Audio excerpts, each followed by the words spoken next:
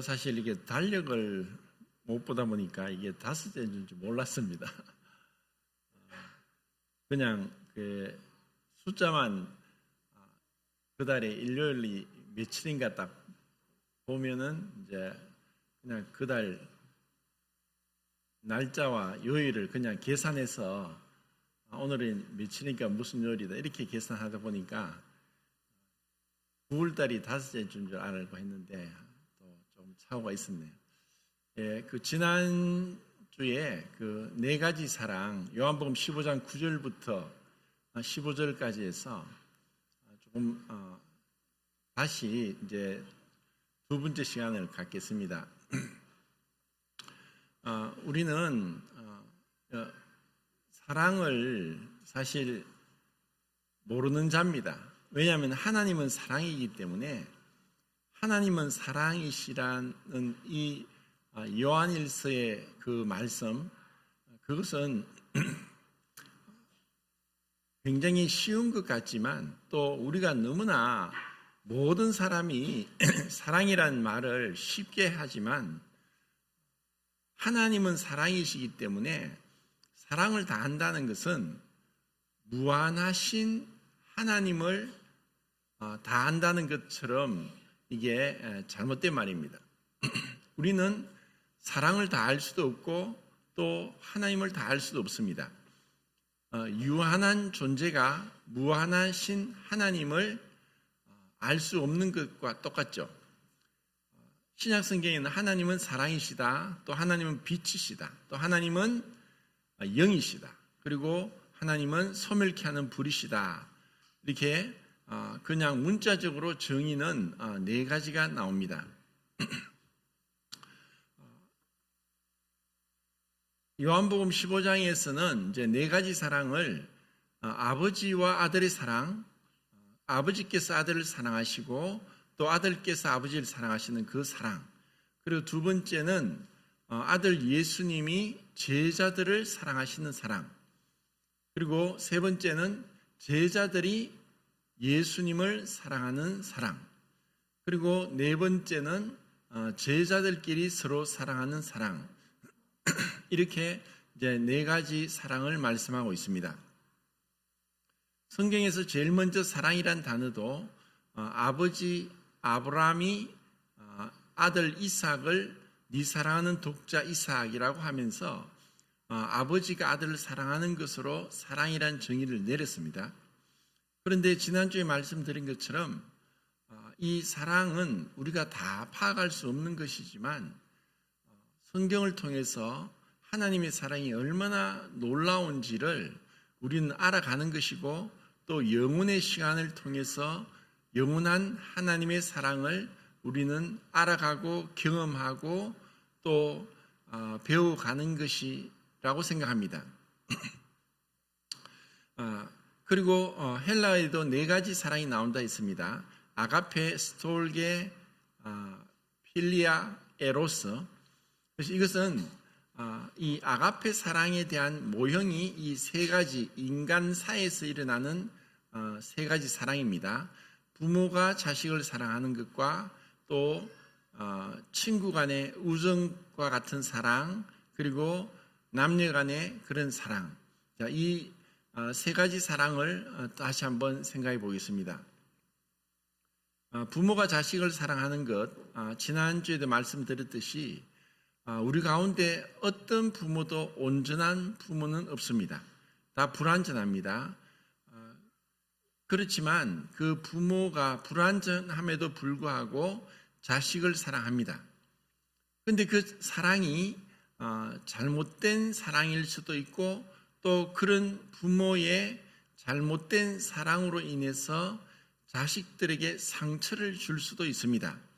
이것이 마치 부모라는 권위로 자녀에게 강압적으로 아니면은 그 구속, 잡아서 묶듯이 경찰이 범죄자를 체포하듯이 그렇게 구속적인 사랑을 통해서 자녀들에게 말할 수 없는 상처를 주는 경우도 있는 것을 봅니다.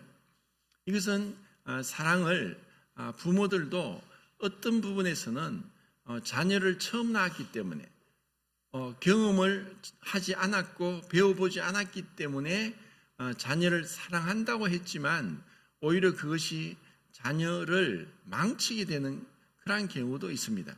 그리고 부모가 자식을 어떤 부모가 늦게 결혼해서 아이를 낳았는데 이 아이를 향한 너무나 큰 집착으로 이 아이들이 나이가 들면서 완전히 그 부모를 등지고 부모에게 상처를 주어서 그 자녀도 망가지고 부모도 씻을 수 없는 상처를 받는 그러한 경우들도 많이 있습니다. 그러니까 이 사랑을 온전하게 또 우리는 끊임없이 하나님 말씀을 통해서 그리고 성령님의 조명을 통해서 알아가야 되는데 그러지 못하면은 우리는 이 정말 하나님을 올바로 알지 못하게 된다는 거죠. 부모의 사랑도 사실 이렇게 불완전함에도 불구하고 그래도 하나님께서 이 부모의 사랑을 통해서 자녀들이 사랑을 알아갑니다. 전혀 그 부모 중에서도 자녀를 사랑하지 않는 부모도 있고 심지어 자기가 낳은 자식을 버리는 부모도 있습니다. 그리고 자식을 버리진 않았지만 그 부모의 삐뚤어진 성격과 인격적인 장애로 인해서 그 자식들도 그것으로 상처를 받다가 나중에 이 자식이 커서 부모처럼 또 그와 같은 말할 수 없는 인격 장애가 올 수도 있는 것입니다. 그러니까 우리 인간 사회에는 육체적인 질병이 많이 있듯이 정신적인, 심리적인 또 영적인 질병도 많습니다. 그렇기 때문에 우리가 가급적이면은 우리가 불완전하지만 하나님 말씀으로 은혜를 구하고 그리고 우리의 부족함과 연약함과 또 우리의 무지함에도 불구하고 하나님을 경외하고 하나님 말씀을 읽고 하나님 말씀대로 살려고 할 때 그때 하나님께서는 큰 은혜를 주시고 우리에게 참 복을 내려주신다고 생각을 합니다. 성경에서 믿음의 조상들도 어떻게 보면은 그들도 믿음이 있었고 하나님을 경외했고 그리고 하나님의 순종했고 그리고 그들을 히브리서 11장에서 믿음의 조상으로서 주님께서 칭찬하면서 그들을 참 믿음의 반열에 세워 놓았지만 그들을 또 성경을 통해 자세히 살펴보면은 또 그들에게도 사실 많은 부족함, 연약함이 있던 것을 알 수 있습니다. 이삭이 쌍둥이를 에서와 야곱을 낳았는데 그 이삭은 자기의 성격과 반대되는 그 에서를 더 좋아했고 리브가는 자기의 성격과 반대되는 야곱을 더 좋아한 것. 그것을 또 어떤 부분에서는 리브가가 그 뱃속에서부터 둘 쌍둥이가 싸우니까 하나님께서 하신 그 예언적인 말씀을 믿고 순종했기 때문에 리브가는 야곱을 더 편애했을 수도 있습니다. 비록 쌍둥이이고 똑같이 낳았지만은 그것을 또 부모들이 그렇게 잘못 편애해서 그들 사이에 어려움도 생겼고 또 어쩌면 에서와 야곱이 서로 믿음의 길이 달랐기 때문에 또 그런 다툼도 일어났던 것을 볼 수 있습니다. 이런 부족한 그 부모의 사랑을 볼 수도 있고 또 필리아 사람 간의 우정도 사실 어떤 사람이 우정을 변함없이 오랜 세월 10년, 20년, 30년, 40년 지속하는 것 쉽지 않습니다. 왜냐하면은 정말 그 사랑에는 나중에 찾아보겠지만 사랑에는 거짓이 없어야 되는데 거짓이 있으면은 그것은 참된 우정이 될 수가 없습니다.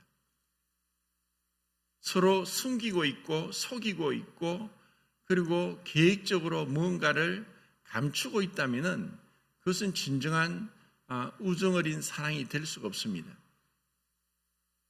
예수님께서도 내가 너희를 종이라 부르지 않고 내가 아버지께 받은 계명을 다 너희에게 말했다. 그러면서 숨김없이 우리에게 다 전해주셨습니다. 그리고 친구라고 말씀하시는 겁니다. 그래서 친구가 되기 위해서는 서로 속이는 것 없이 감추는 것 없이 진실되고 거짓되지 않은 그러한 교제를 해야만 이러한 우정 어린 사랑을 나눌 수 있습니다. 그런데 우리는 그러지 못하니까 어떤 사람들은 인간관계가 지속적이지 못하고 계속 바뀐다거나 아니면은 자꾸 새로운 친구를 사귀지만 좀 지나면 또 그 관계가 망가지고 또다시 그 관계가 끊어지는 이러한 것들은 그 본인에게 더 큰 인격적인 문제가 있다고 생각을 합니다. 그렇지 않고서는 계속 그렇게 관계가 바뀔 수는 없습니다. 그리고 진실된 사람일수록 그런 인간관계에 있어서 우정은 오래 갑니다. 왜냐하면 진실되니까, 속이지 않으니까. 그러면 우리가 이런 사랑을 어떻게 계속 나눌 수 있는가? 이것은 사실 말씀을 통해서 배워가는 것입니다. 그리고 에로스, 이것을 남녀간의 사랑이라고 하고 또 다르게는 육체적인 사랑이라고 하는데 이러한 남녀간의 사랑을 우리가 잘못 생각해서 굉장히 저급한 사랑 그리고 이것은 하나님께서 기뻐하지 않는 사랑이라고 생각하면 그것은 큰 오산입니다. 전혀 그렇지 않습니다. 성경에서 말씀하는 그 남녀간의 사랑은 아가스에도 사실 구구절절이 나오고 있지만 그것이 그냥 저급하거나 통속적이거나 또 아니면은 다만 육체의 쾌락에 탐닉하는 그러한 사랑이라고만 볼 수 없습니다. 우리는 육체가 있고 영이 있고 혼이 있는 존재입니다. 그렇기 때문에 이것을 분리할 수 없습니다. 육체의 사랑만을 하면서 정신은 따로 떼어놓고 생각할 수 없는 것입니다. 그리고 우리의 몸은 중요하기 때문에 몸으로 하는 그 잘못된 사랑, 그러한 범죄는 결국 우리가 주님의 몸의 지체이기 때문에 주님께 죄를 범하는 것이다 라고 말씀하셨고 이것은 굉장히 큰 죄가 됩니다. 그리고 사랑에는 거짓이 없기 때문에 친구 간에도 거짓이 있으면은 그 우정이 깨어지듯이 남녀 간에도 거짓이 있으면은 깨어집니다. 그렇기 때문에 불륜은 사랑이 아닙니다. 그것은 속이는 겁니다. 그리고 그것은 오래 가지 못합니다. 언젠간 들통나는 것이고 두 사람이 어떤 불륜 관계에 있다고 해서 그것이 사랑이로 할지 모르지만 다른 사람을 상처 주고 심각한 정신적인 어려움을 준다는 것은 그것은 거짓된 것입니다. 그것은 악입니다. 하지만 하나님께서 하나님의 형상과 모양대로 우리 사람을 창조하셨기 때문에 우리의 몸은 어떻게 보면은 참 신비롭고 또 기묘합니다. 우리는 죄로 인해서 이 육체가 늙고 병들고 통증으로 괴로워하고 그리고 이러한 육체적인 고통뿐 아니라 또 정신적인 심리적인 그런 고통으로 인해서 약을 복용하고 하면서 계속 우리는 이런 병과 싸워야 되는 그런 가운데 있지만 처음 하나님이 우리 육체를 창조하셨을 때는 정말 하나님께서 하나님의 그 사랑을 하나님의 그 삼위일체 하나님의 다이내믹하고 페리콜레시스적인 그 끊임없이 역동적인 그리고 사랑과 존경과 순종과 기쁨과 행복이 넘치는 그런 사랑이 이 육체를 통해서도 표현되도록 하나님께서 창조하신 것입니다. 그런데 우리가 죄 가운데서 살면서 하나님이 이렇게 우리 인간에게 부여하신 이렇게 아름다운 이 사랑을 계속 그 참된 의미를 퇴색시키고 그리고 죄로 인해서 오염시키고 그리고 그 참된 사랑의 의미를 우리가 왜곡시키고 변질시킨 것이 인간의 문제지 하나님께서 하신 것이 아닙니다.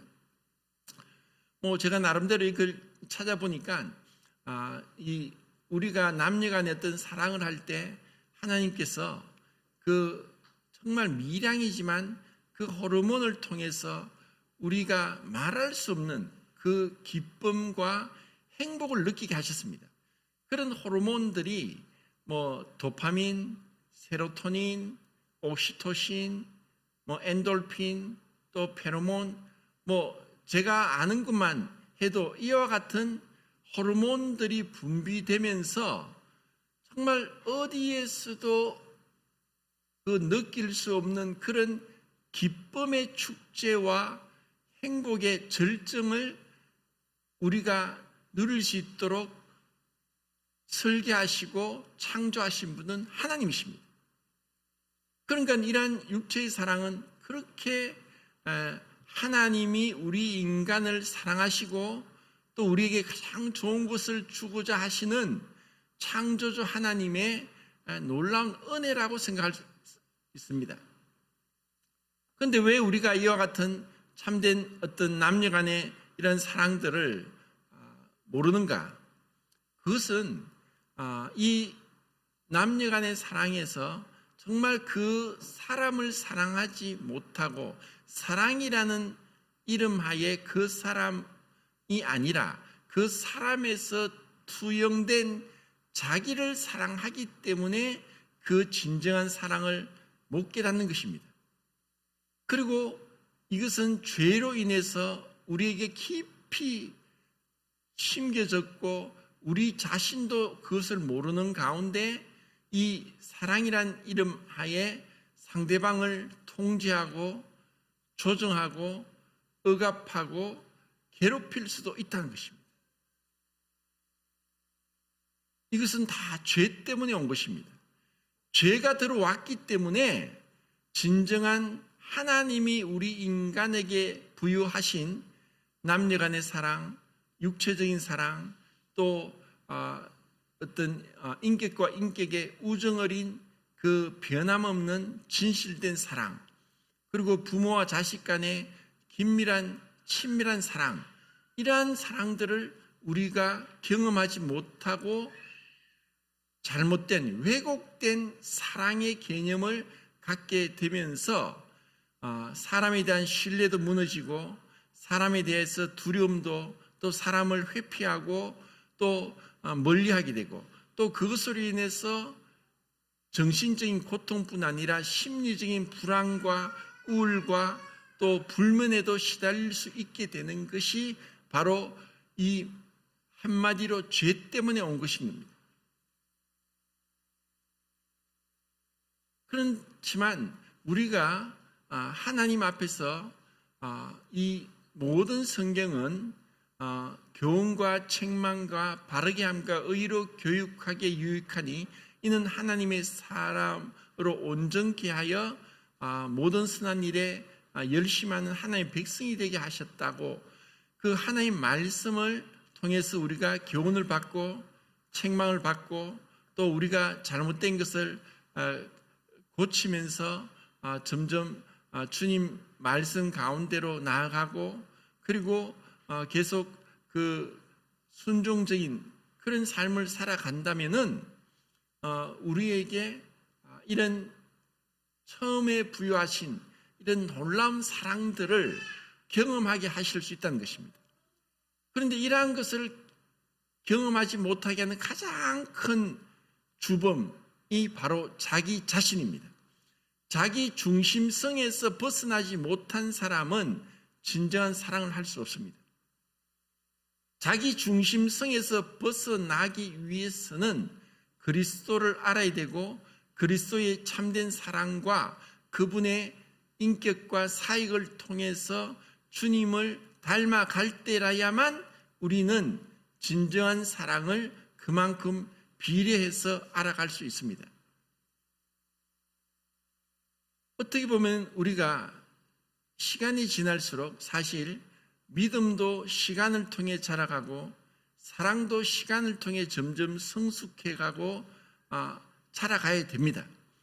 그런데 왜 우리가 시간이 지나면 지날수록 그 부부 관계에 있어서 아니면은 부모 자식 관계에 있어서 아니면 형제 자매들과 친구들 관계에 있어서 그 사랑이 원숙하게 무르익고 또 서로를 인해서 기뻐하고 그리고 또 서로를 인해서 행복해하지 못하는가? 그것은 잘못된 사랑을 하고 자기 중심적인 것에서 벗어나지 못하기 때문에 상대방을 사랑하는 것이 아니라 괴롭히고 상처를 주는 거예요. 사랑은 고린도전서 13장 4절 7절을 보겠습니다. 고린도전서 13장 사랑장인데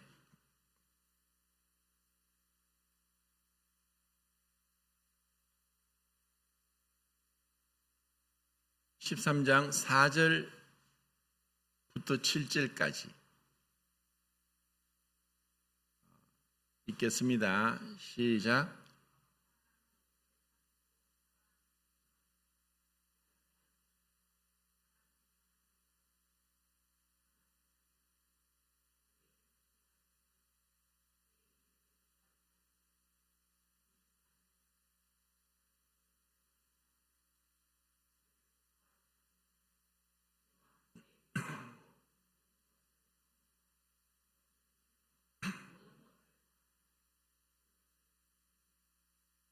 예, 사실 사랑한다고 하면서 어떤 그 사랑은 관계를 통해 나타나거든요.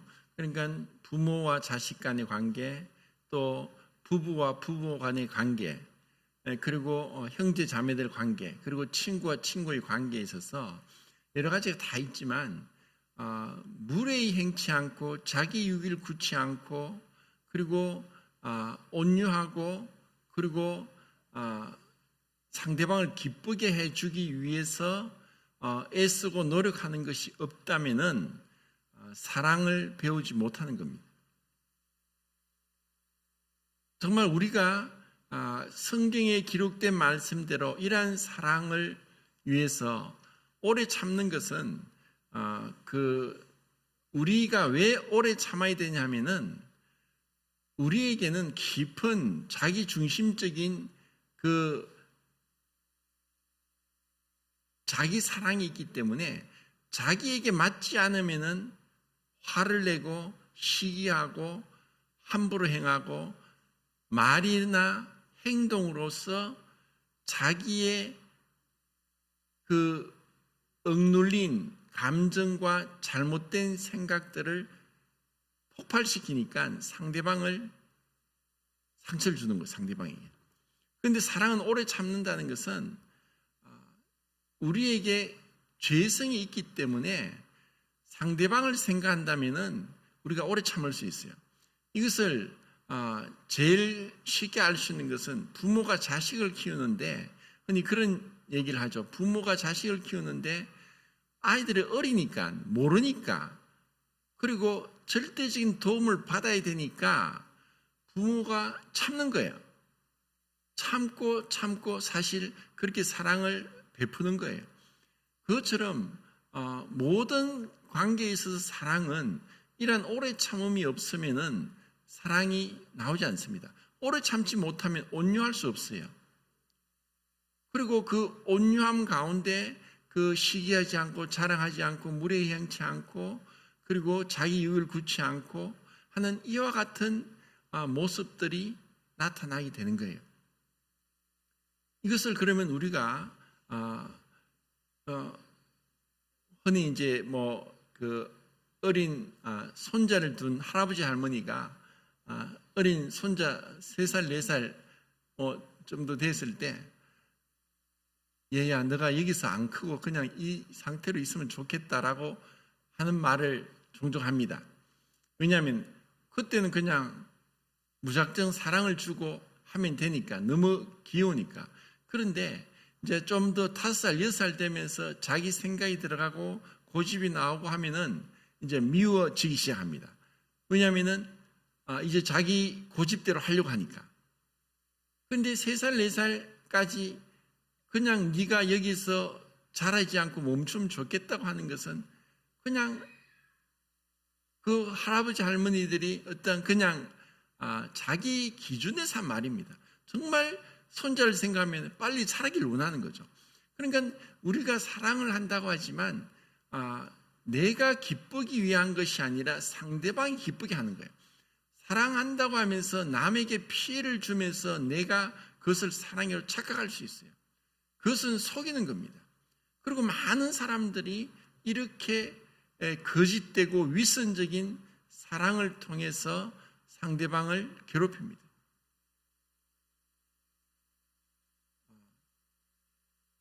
정말 우리는 지금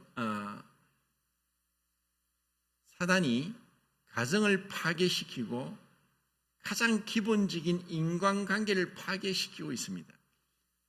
그리고 우리의 아담으로부터 물려받은 깊은 죄성은 정말 이 사랑이 뭔지를 모르고 쾌락과 돈과 그리고 자신의 그 야망을 쫓아서 살아가면서 이 사랑이란 이 거룩하고 숭고한 하나님이 인간에게 주신 사랑을 점점점 퇴색시키고 변질시키고 있다는 것입니다. 이것이 참 안타까울 뿐입니다. 하나님은 절대로 이렇게 이 일그러진 사랑을 말씀하시지 않았습니다. 지난주에도 말씀드렸듯이 이 사랑은 아버지와 아들이 창세 전부터 가졌던 그 완전하고 충만하고 부족함 없고 변함 없고 그리고 진실되고 그리고 완전한 순종과 존경과 기쁨이 넘치는 그런 사랑을 그 하나님 아버지께서 그 아들 예수님을 향한 그 사랑을 이제 그 똑같은 사랑을 그 아들 예수님이 제자들을 사랑했다는 것입니다. 아버지께서 나를 사랑하신 같이 내가 너희를 사랑한다고 말씀했습니다. 그런데 예수님께서 말씀하실 때 아버지께서 나를 사랑하시기에 내가 아버지의 계명을 지킨다. 아버지의 계명을 지킨다는, 사랑한다는 것은 그냥 나의 권리만 누리는 건 아닙니다. 그 사랑에는 책임과 의무가 있습니다. 그리고 그것은 단순한 의무적으로 해야 되기 때문에 하는 것이 아니라 정말 사랑하는 대상을 깊이 존경하고 또 그의 기쁨과 그의 유익과 또 그의 그 참된 그 행복을 위해서 희생적인 사랑이 여기서 말씀하고 있는 것입니다. 그래서 희생적이지 않고 수고하지 않는 것은 사랑이 아닙니다. 이 세상 사람들은 유대인과 헬라인으로 크게 이제 그 구별할 수 있는데, 유대인은 종교인이고 헬라인은 종교가 없는 지식인, 지혜를 찾는 자들이라고 볼 수 있습니다. 그런데 유대인들에게 있어서 하나님의 사랑이 그 십자가에 못 박힌 그리스도를 통해 나타났는데, 유대인들은 이것을 굉장히 꺼려하고 외면하고 싶은 것입니다. 왜냐하면 그들이 믿던 하나님은 이 세상을 창조하셨고 그들을 애굽에서 구원하여 주셨고, 그리고 그 능력으로 홍해를 가르게 하셨고, 또 그 능력으로 40년 동안 만나가 하늘에서 내려오게 하셨고, 그리고 그 능력으로 이방 민족을 무찔러게 하셨던 그런 놀라운 하나님이었습니다. 그런 하나님께서 이 이스라엘 사랑하신 것처럼 하나님이 그렇게 자기들에게 기적적으로 어마어마한 표적과 능력을 보이면서 사랑하기를 원하는데, 십자가에 못 박힌 그리스도로서 그분이 나타낸다고 하니까 도저히 이것은 믿을 수 없는 거예요. 그들에겐 그것은 하나님이 아니고, 하나님은 그렇게 나약하지 않고, 하나님은 그렇게 부끄럽게 수치스럽지 않다는 것을 생각하기 때문에 그 십자가에 못 박힌 그리스도를 믿지 못하는 겁니다. 그리고 헬라인들, 지혜를 찾는 자들, 종교가 없는 자들은, 그들은 정말 인간적으로 고상하고 또 아름답고 그리고 참 지혜롭고 슬기로운 것을 찾는데, 십자가에 못 박힌 그 십자가에서 비참하게 피를 흘리고 죽으시는 그 그리스도는 그들에게 미련하게 보이는 거예요. 이게 뭐냐? 아니, 하나님이 전능하신데 왜 이렇게밖에 못하는가? 그들은 이것을 완전히 외면해 버리는 거예요. 그런데 정말 우리가 십자가에 못 박힌 그리스도를 통해서, 그것은 나의 죄다, 나의 죄로 인해서 저분이 나를 위해 하나님의 저주의 심판을 받는다는 것을 깨달은 자에게 있어서는 그 십자가는 하나님의 능력이고 하나님의 지혜인 것입니다. 하나님의 사랑은 이렇게 나타났는데 하나님께서 이것을 이미 알고 계십니다. 우리가 지난주에 본 것처럼 이사야서 6장 9절 10절에 이것은 사람의 눈으로도 보지 못하고 귀로도 듣지 못하고 마음으로도 깨닫지 못하는 것이다. 이것을 신약 성경에 6번이나 인용을 해요. 똑같은 말씀을.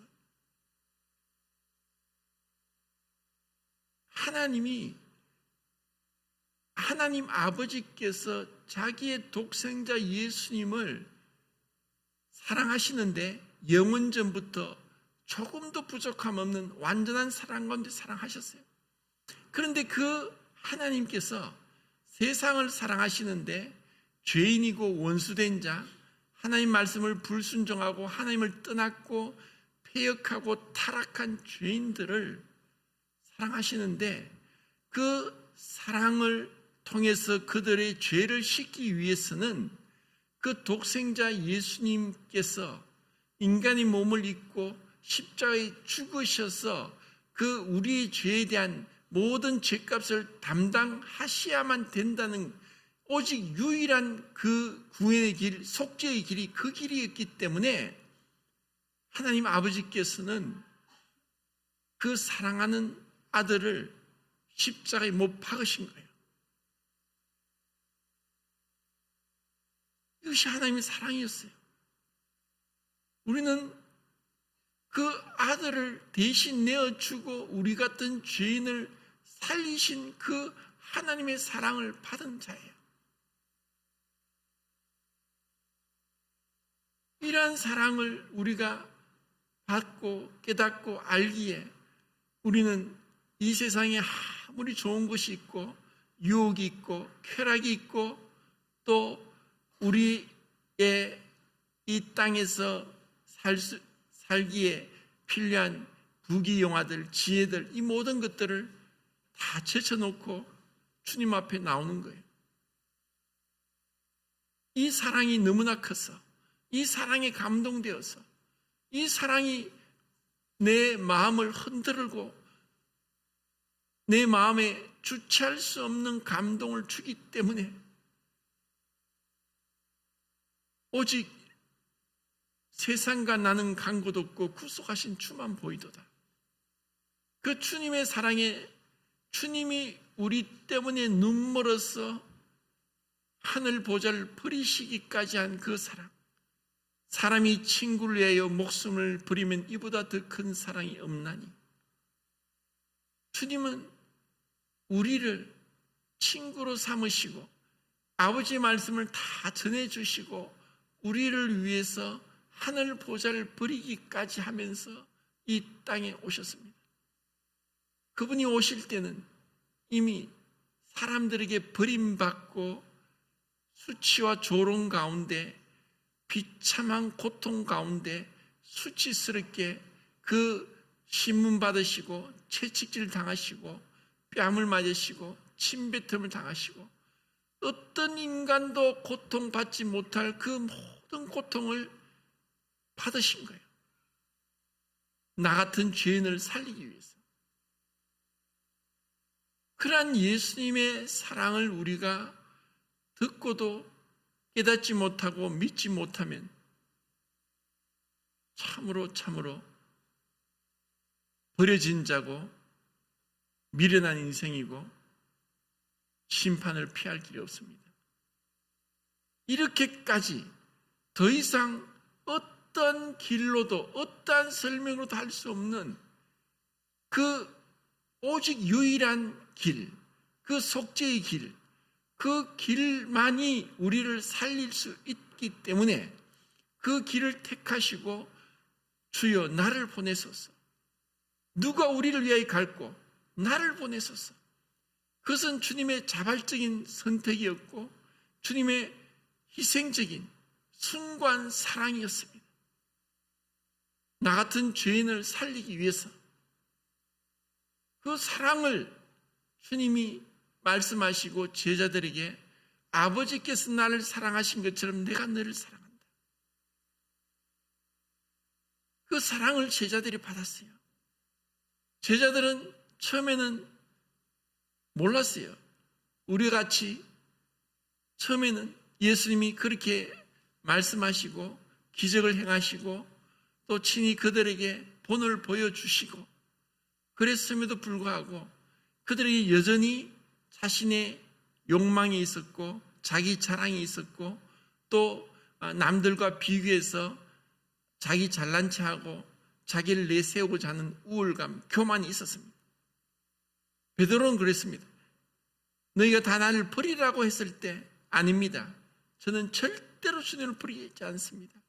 다른 사람은 다 버릴지라도 저는 버리지 않습니다. 내가 죽을지라도 주님은 버리지 않겠습니다. 어쩌면 그 순간만은 베드로가 진실되고 주님의 알았고 영생의 말씀이 죽게 있으니 우리가 어디로 가리까? 그리고 밤새도록 고기를 잡았지만 못 잡았지만 주님이 배 오른편에 그물을 던지라 했을 때 그물이 찢어질 정도로 그 고기가 잡히는 걸 보고 베드로가 주님 앞에 주여 나를 떠나소서 나는 죄인으로소이다. 그런 어떤 부분에는 너무나 다혈질적이고 그리고 덤벙대는 그와 같은 베드로가 순전한 마음으로 내가 다른 사람은 다 버릴지라도 주를 버리지 않겠습니다. 내가 죽을지라도 주를 버리지 않겠다는 그 순간만은 진실된 고백을 했을지 모르지만 막상 그 계집종이 와서 당신도 저 신문 받는 저자와 같이 있었지 않느냐는 그 말에 두려워서 나는 모른다. 나는 도무지 알지 못한다. 절대로 모른다. 라고 완전히 시침이 떼면서 그렇게 부인했던 그런 연약함이 자기에게 있었던 것입니다. 그런 베드로가 나중에는 진정으로 회개하고 그리고 주님 앞에 나와서야 되지만 또 그는 고기 잡으러 갔어요. 부활한 주님을 만났고 같이 음식을 먹었고 그런 말씀을 들었음에도 불구하고 베드로는 또 고기 잡으러 갔어요. 그런데 주님은 그런 베드로를 또 찾아가서 네가 나를 부인했고 세 번에 부인했고 내가 부활해서 너에게 나타났는데 네가 또 나를 버리고 또 이렇게 옛 고기잡이 업으로 돌아갔느냐 하고 책망하지 않았어요. 그들이 밤새도록 고기를 잡았지 못 잡았죠. 그렇지만 주님은 또 생선도 굽고 떡도 구우면서 숯불에 구운 것을 두고 얘들아 너에게 먹을 것이 있느냐. 그들이 시장한 걸 알고 그들을 또 먹이기 위해서 부활하신 주님이 그들이 먹을 것을 준비하신 거예요. 그리고 베드로에게 말씀했죠. 네가 왜 나를 3번 부인했느냐 했느냐. 그러지 않고 네가 나를 사랑하느냐 3번이나 물으시는 거죠. 그래, 네가 나를 사랑하면 내 어린 양을 먹이라. 이러한 사랑을 받았기 때문에 베드로가 끝까지 주님께 충성스럽게 순종하며 주님을 따라갔습니다. 마지막에 그가 순교당할 때는 나의 주님은 십자가에 죽으셨지만 나 같은 자는 십자가에 거꾸로 달려 죽어야 된다고 거꾸로 매달려 죽었어요. 이것은 무엇을 의미합니까? 사랑은 강요하는 것이 아닙니다. 사랑은 내가 원하는 대로 이 사람을 조종하고 통제하고 또 내 유익과 내 어떤 감정의 만족을 위해서 그 사람에게 강요하는 게 절대로 아닙니다. 사랑은 절대로 강요하지 않습니다. 사랑에는 자유가 존재됩니다. 그런데 베드로가 그렇게까지 하는 것은 참으로 이 사랑의 승리입니다. 누가 감히 하라고 한다고 할 수 있겠습니까? 왜 그렇게 합니까? 베드로는 주님의 사랑이 너무나 벅차서 주님은 그렇게 십자가에 죽으셨지만 나는 십자가에 그렇게 죽을 수 없다. 거꾸로 매달아라. 그것이 사랑의 승리입니다. 그것이 사랑으로 역사하는 믿음이란 것입니다. 그 사랑은 아버지께서 독생자 아들을 죽는 데까지 내어주는 희생적인 사랑을 본받고 따라가는 것입니다. 우리가 이러한 사랑을 모르는 세상 사람들 얼마나 이기적입니까? 얼마나 쉽게 변합니까? 상대방에게 상처를 주고서도 절대로 용서를 구하거나 사과하지 않고 자기 잘못을 시인하지 않고 오히려 변명하고 남에게 책임을 전가하는 이것이 바로 선악과를 따먹은 아담의 후손들의 죄의 결과로 오는 이 죄악된 모습입니다.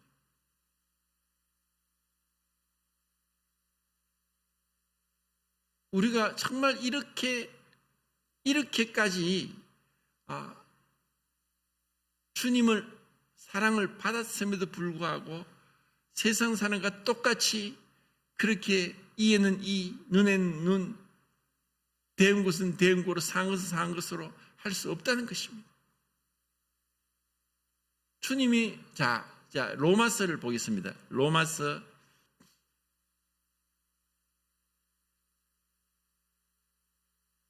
12장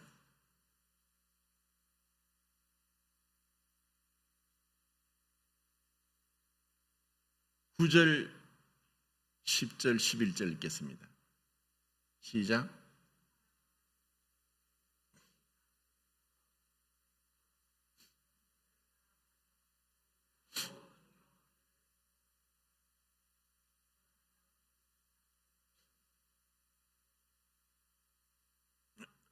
예. 그 사랑엔 거짓이 없고 악을 미워하고 선에 속하고 형제를 사랑하여 존경하기를 서로 먼저 해라. 사랑의 관계에 있어서 존경이 빠지면은 무너집니다. 존경이 빠지면 무시하고 함부로 행하는 거예요. 무례히 행하는 거예요. 사랑은 무례히 행하는 게 아닙니다. 어떤 그 사역자는 그렇게 얘기해요. 청년들이 결혼을 할 때 다짐 받는 게 있대요. 그 신랑 신부가 서로에게 나이에 불문하고 존댓말을 쓰도록 그렇게 처음부터 그렇게 가르친대요. 그거 어떻게 보면 참 좋은 거예요. 왜냐하면 우리가 말에 있어서 말을 함부로 하면은 그 사람을 무시하는 거예요. 그 존댓말을 쓰는 것은 그 사람을 존중하는 거예요. 그 사람을 존중하지 않고 사랑할 수 없어요. 형제를 사랑하여 서로 우애하고 존경하기를 서로 먼저 하며, 그리고 사랑은 어쩌면 부지런한 거예요. 정말 부지런하게 섬겨주는 거죠. 자, 그 뒤에 13장을 보겠습니다. 13장 8절, 9절, 10절. 13장 8, 9, 10. 시작.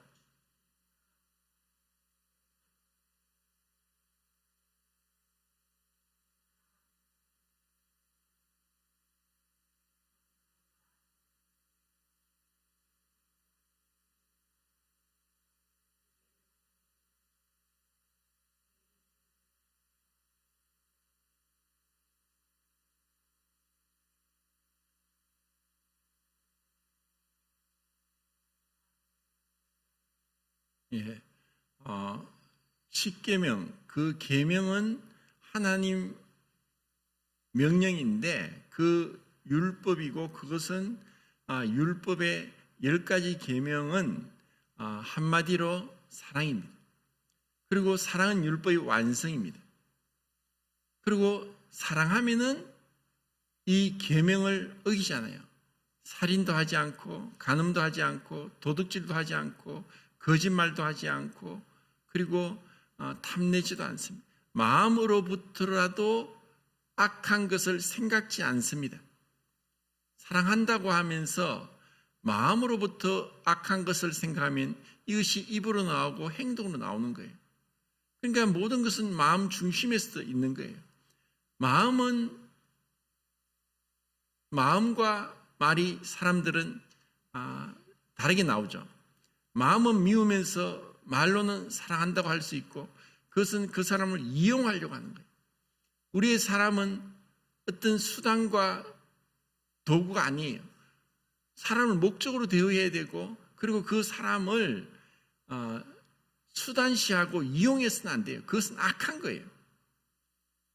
인격적으로 그를 참으로 존중하고 배려하고 또 용납하고 기다려주고 그렇게 해서 섬겨줘야 되는 거예요. 자, 베드로전서 3장을 보겠습니다. 3장 8절, 9절, 10절, 11절. 베드로전서 3장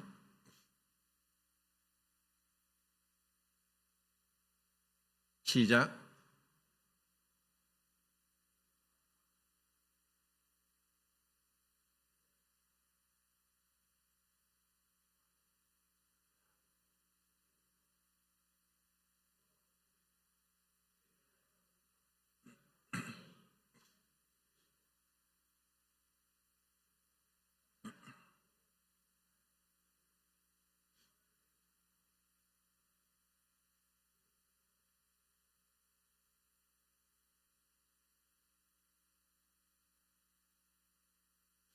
예, 참 사랑은 우리의 본성적으로는 힘든 겁니다. 그리고 우리는 이익관계를 따지고 내게 손해가 될 때는 금방 사실 뱀이 머리를 드는 것처럼 내가 왜 그렇게 희생해야 돼? 하고 우리는 그것을 거부하고 또 그렇게 사랑을 희생을 하지 않으려고 합니다. 이게 우리의 본성입니다. 그렇지만 정말 우리가 이 하나님 그리스도의 사랑을 받았기 때문에 사랑이 없는 세상에서 사랑을 행하도록 우리가 부름받은 거예요. 그리고 이것이 또 나중에 말씀드리겠지만 우리 힘으로 하려고 하면 항상 한계에 부딪혀요. 그러니까 우리는 겸손하게 또 정말 이 말씀대로 이 사랑을 정말 어떤 불쌍히 여기는 마음, 그것이 참 필요하고 이 세상에 믿지 않는 자들을 향해서 우리가 오래 참을 수 있는 것은 이미 우리는 어떤 부분에서는 그들과 비교가 안 되는 존귀한 자예요. 우리는 하나님의 자녀가 되는 권세를 주신 거예요. 우리는 하나님의 자녀인 거예요. 우리는 로마서 8장 29절 30절에 하나님이 미리 아신 자들을 그 아들의 형상을 본받게 하기 위하여 미리 정하셨으니 이는 그 마다들을 이끌어 영광에 들어가게 하신 일에 우리를 그 아들로 삼으시며 그 맏아들 예수 그리스도를 따르면서 미리 정한 그들을 부르시고 부르신 자를 어렵다 하시고 어렵다 하신 자를 영원롭게 하셨다고 하는 그 완전한 하나님의 은혜 언약 가운데 들어와 있기 때문에 세상 사람들을 볼 때 불쌍히 여기게 되는 거예요. 왜냐하면 그들은 하나님을 모르기 때문에, 그들이 이 하나님의 사랑을 모른다면은 그들은 영원한 저주로 떨어지기 때문에 그들을 향한 불쌍히 여김이 있어야 되는 거예요. 그리고 또 같은 믿음의 성도들끼리에서도 우리가 다 그런 은혜를 받았음에도 불구하고 육신을 가지고 있기 때문에 불쌍히 여기게 되는 거예요. 자, 그 뒤에 4장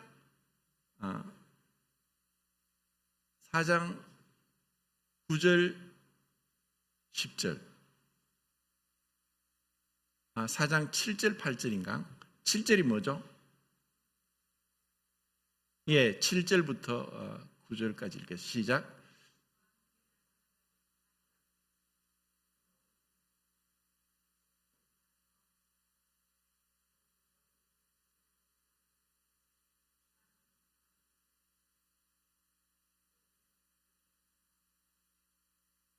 예. 이제 점점 마지막이 오고 있습니다. 그리고 이것은 우리에게 영원한 기쁨의 향연으로 들어가는 사랑의 완전한 그 잔치 가운데 들어가는 그 날들이 가까이 오고 있습니다. 그래서 우리가 나이가 들고 병들고 한다고 해서 우울해질 필요도 없고 더욱더 사모해야 됩니다. 소망은 인내를 낳습니다. 인내를 가지고 소망을 품고 주님의 오심을 정말 기다려야 됩니다. 그런 가운데 주님은 우리에게 서로 사랑하라고 말씀하신 거예요. 그리고 이것이 정말 우리에게서 난 것이 아니란 것, 이제 요한복음 15장을 돌아가서 이제 보고 마치겠습니다. 14장 27절, 요한복음 14장 27절.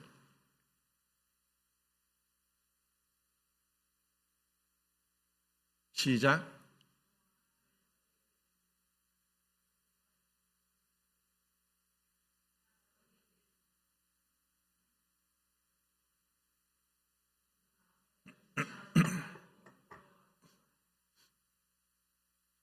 자, 여기서 주님이 나의 평안을 너에게 주노니 너희 마음에 근심하지 말라. 내가 주는 것은 세상이 주는 것 같지 않다. 자, 그 평안은 우리는 세상을 살아가면서 근심, 걱정이 끊이지 않습니다.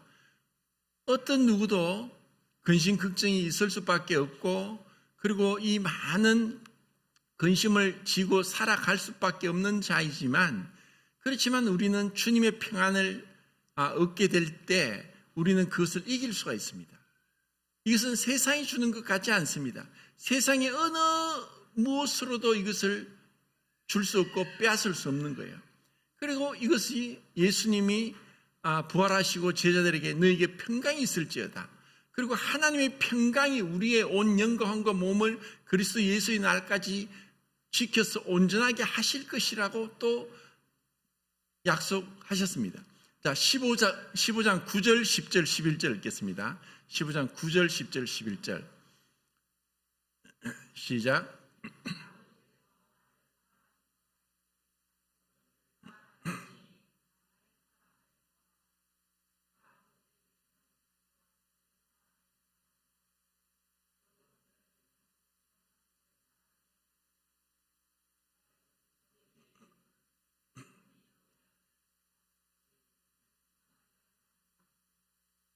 예, 여기서 예수님이 나의 계명, 나의 사랑, 나의 기쁨이라고 말씀하시죠. 그래서 이것을 보면은 그 성령의 열매가 9가지가 있죠. 갈라디아 5장 22절에 그때 사랑과 희락과 화평이 지금 나와요.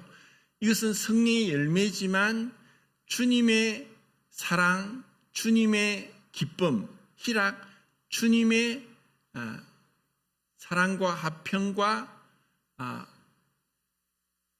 사랑과 희락과 화평, 평강. 그래서 이것은 다 주님의 것인 거예요. 우리가 이것을 만들 수 없어요. 주님이 이것을 주시는 거예요. 주님이 우리에게 그것을 주시고 이것을 나의 계명이라 그랬어요. 이것은 계명은 하나님이 인간에 주시는 거예요. 구약 성경에 이스라엘 백성들에게 여호와 하나님께서 십계명을 주셨듯이 그 이스라엘 백성에게 십계명을 주신 여호와 하나님이 이제 인간의 몸을 입고 오셔서 제자들에게 말씀하시는 거예요. 그때는 10가지 계명을 주셨지만 이제는 어떻게 보면 한 가지 계명을 줘요. 사랑을 주는 거예요. 그래서 나의 사랑 안에 거하라. 그리고 나의 계명을 지켜라. 그리고 나의 그 기쁨, 나의 평강, 나의 사랑 안에 거하라는 거예요.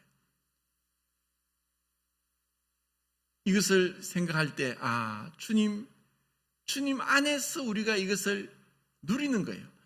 포도나무 가지가 포도나무에 붙어 있듯이 주님의 사랑 안에 거하면서 이 주님의 기쁨, 주님의 평강을, 주님의 사랑을 우리가 누리면서 주님의 오심을 기대하는 거예요. 이것이 우리에게 주어진 놀라운 축복인 것 같습니다. 감사합니다.